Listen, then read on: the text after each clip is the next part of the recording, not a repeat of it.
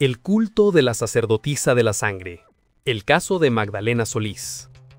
En 1962, el corazón de México albergaba un secreto oscuro y perturbador. Nos situamos en el pequeño pueblo de Yerbabuena, en el estado de Nuevo León, una comunidad sencilla, golpeada por la pobreza y la ignorancia.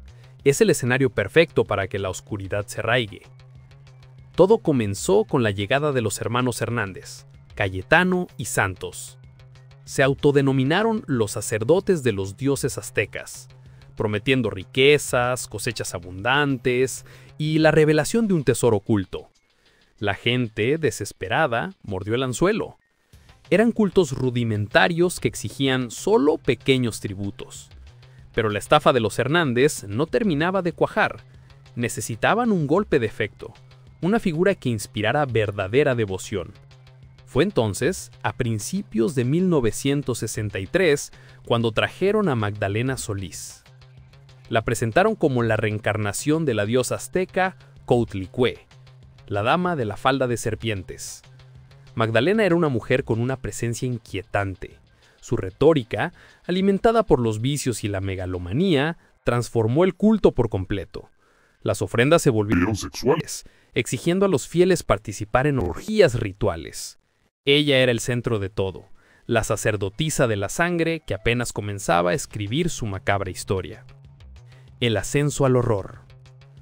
Lo que empezó como un engaño y degeneró en un abuso, dio un salto aterrador a la violencia.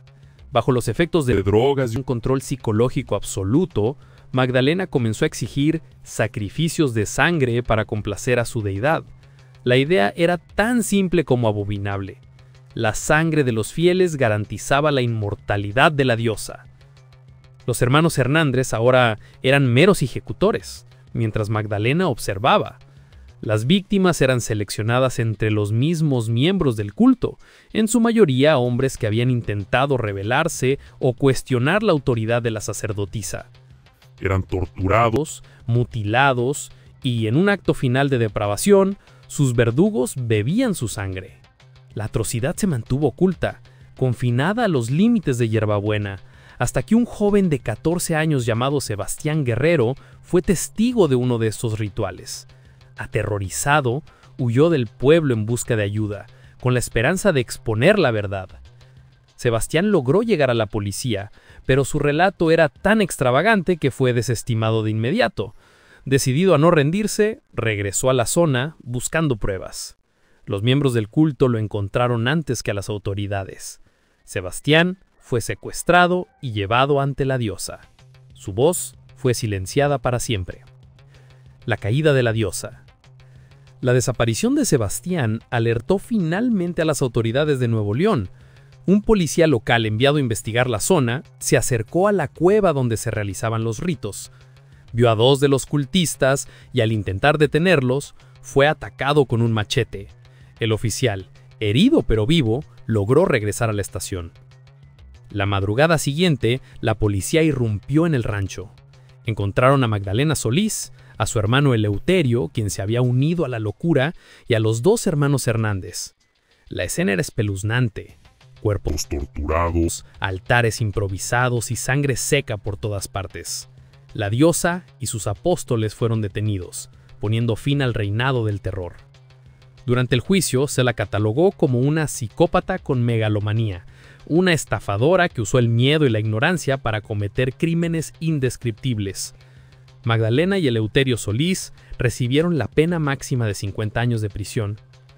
Los hermanos Hernández fueron sentenciados a la pena de muerte, aunque esta fue conmutada a 30 años de cárcel. El caso de Magdalena Solís, la sacerdotisa de la sangre, es un escalofriante recordatorio de cómo la superstición, la pobreza y la ambición desmedida pueden unirse para engendrar el mal más puro. Yerbabuena volvió lentamente a la calma, pero el eco de los sacrificios en el nombre de una diosa falsa resuena hasta nuestros días como una de las páginas más negras de la historia criminal de México. El culto de los narcos satánicos.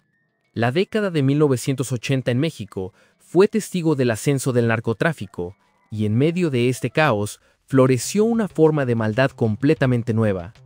Nuestro protagonista es Adolfo Constanzo, nacido en Miami, un hombre de origen cubano que se autodenominaba El Padrino. Criado en el espiritismo, Constanzo poseía un carisma oscuro y la convicción de que estaba destinado a una grandeza esotérica. A principios de los 80, Constanzo se mudó a Ciudad de México, donde perfeccionó su fachada como un poderoso brujo, practicando una mezcla oscura de santería, palo mayombe y ocultismo. Sus servicios eran simples al principio: limpiar negocios, predecir el futuro y, crucialmente, ofrecer protección mágica a capos del narcotráfico y criminales de alto nivel. Su principal método de protección era el Nganga, un caldero ritual de palo mayombe que, según él, contenía el poder de los muertos. Pero para que este poder creciera, Constanzo exigía sacrificios animales. El dinero fluía y su poder crecía, atrayendo a seguidores incondicionales. El nacimiento de la madrina.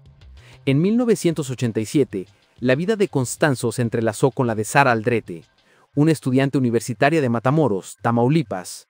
Alta, inteligente y ambiciosa, Sara se sintió inmediatamente atraída por la promesa de poder que ofrecía Constanzo.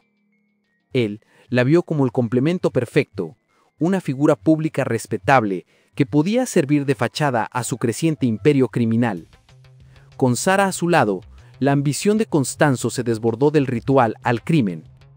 El culto se trasladó a ranchos aislados en Matamoros, cerca de la frontera con Estados Unidos. Sus seguidores, drogados y aterrorizados por el Padrino, formaron un grupo de choque dedicado al tráfico de drogas, el secuestro y el control territorial. Las exigencias rituales escalaron rápidamente. Constanzo creía que para obtener la invisibilidad absoluta contra la policía y garantizar la protección de sus cargamentos, el Nganga necesitaba un tipo de energía más potente: sacrificios humanos. El terror alcanzó su punto máximo entre 1988 y 1989.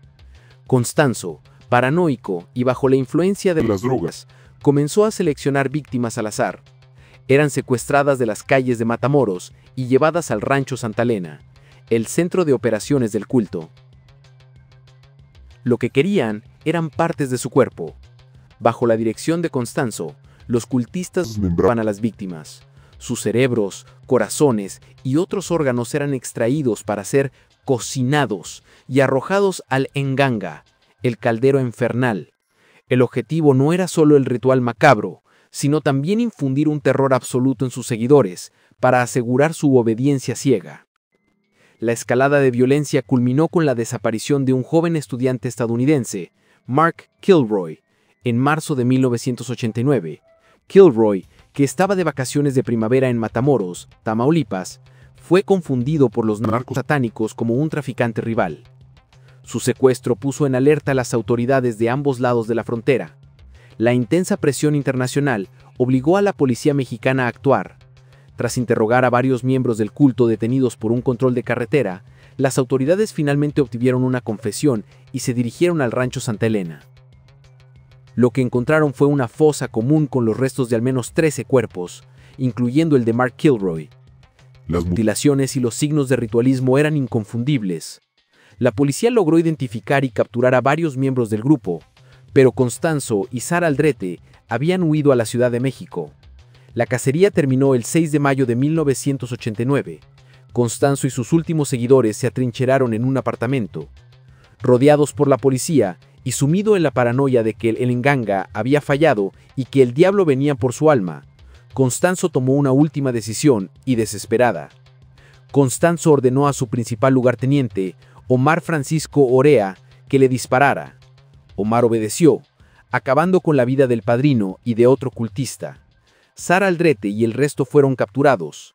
Sara Aldrete fue condenada a 62 años de prisión, mientras que los otros miembros capturados recibieron largas sentencias. El caso de los narcosatánicos expuso la aterradora intersección del crimen organizado, la superstición y la psicopatía. Un sombrío capítulo donde el ritual y la barbarie se unieron en un caldero de horror. Antes de pasar a la última secta, si te ha gustado el video, me gustaría pedirte que te suscribas, que que dejes tu like y comentes qué otra secta colocarías en esta lista. Los estaré leyendo. La Orden del Templo Solar. A principios de los años 80, en la sofisticada Suiza, emergió una organización que prometía la salvación y el conocimiento ancestral, la Orden del Templo Solar. Sus líderes eran dos hombres de perfiles opuestos unidos por el esoterismo y el control.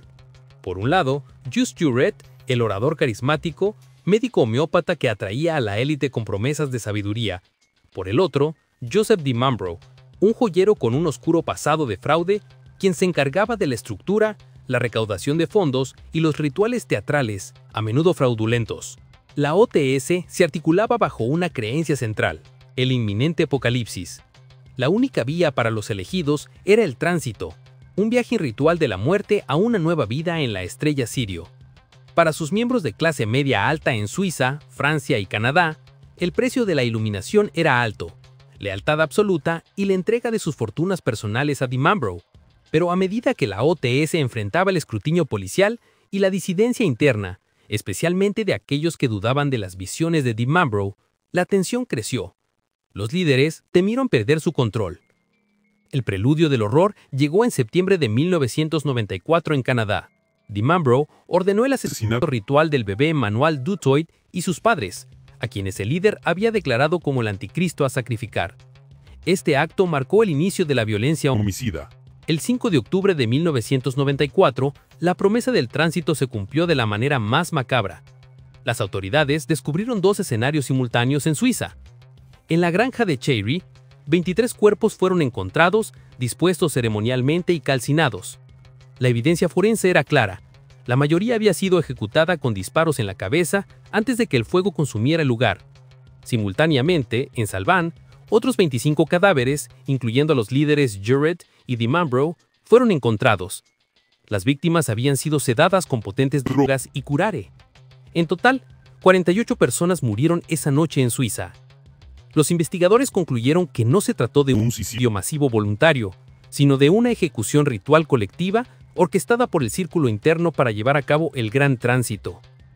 Pese a la muerte de sus fundadores, la ideología de la orden no murió.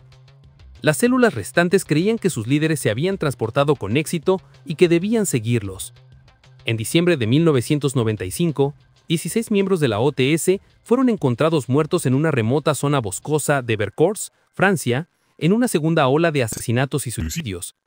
El último acto trágico ocurrió en marzo de 1997, cuando una familia de la secta murió en un incendio provocado en su casa de Quebec, Canadá. Sorprendentemente, 3 adolescentes de la familia sobrevivieron, un testimonio de la fractura final en el control de la organización. La Orden del Templo Solar fue responsable de la muerte de 74 personas. Este caso es un recordatorio sombrío de cómo la manipulación psicológica y las fantasías apocalípticas pueden anular la voluntad humana y conducir a una tragedia masiva.